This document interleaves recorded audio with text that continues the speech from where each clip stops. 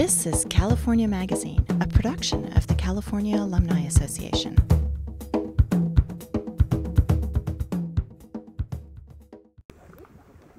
By now, you've probably heard something about global warming and the devastating changes it's expected to bring to our climate.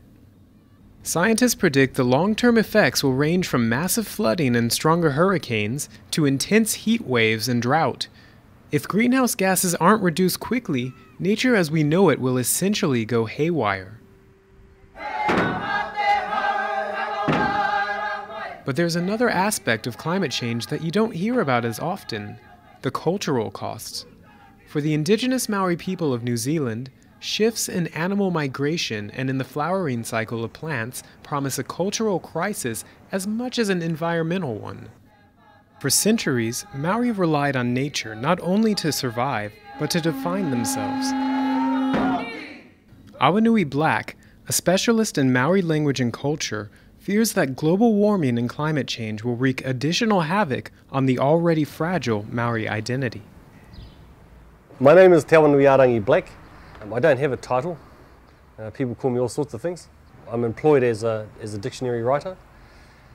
That's my main employment, and I'm also employed at the local university at Te Wānanga Raukawa in a whole number of capacities. I help with the teaching degree. Our culture is intrinsically linked to the natural world. The health of our culture, therefore, is intrinsically linked to the health of the natural world.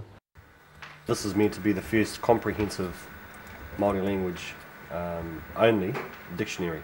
One of the main differences with this dictionary is that we've started to define our language according to our own worldview. To give you an example of how everything's interconnected, just using that word, areare, it's a word for light rain.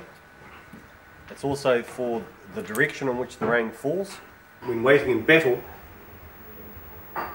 the weapon's held at this angle, and that's the path of the rain, you see.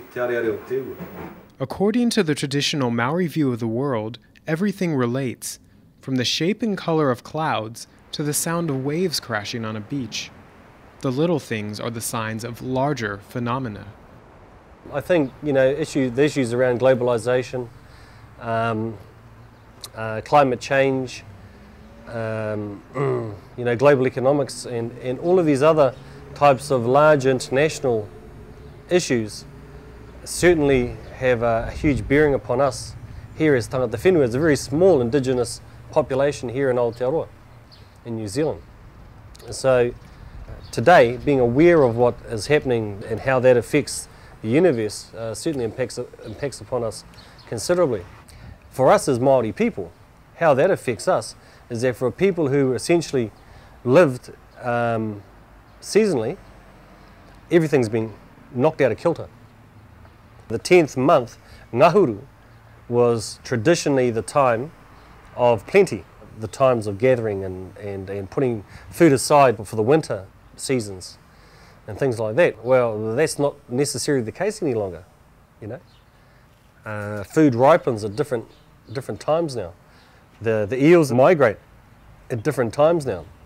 The waters are warmer. Maori culture has gone through many rapid changes since the 1600s, when the first Europeans arrived.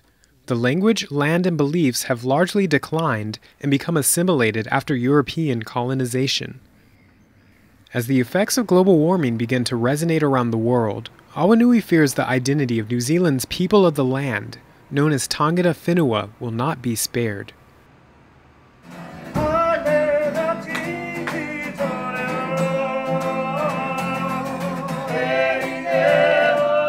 As tribal groups, we relate not only to this country, but we relate specifically to places in this country, places that are sacred to us, that have mana, that have mauri, that have wehi, that have ihi, that have tapu. All of these concepts, all of these cultural imperatives that make us who we are. Now, if we're to lose that, if we lose that ecology, then we have no anchor stone left in this world. When our relationship with the environment is affected to a stage where it impacts severely upon our traditional understandings, then our culture as a whole will, I guess, will have to evolve.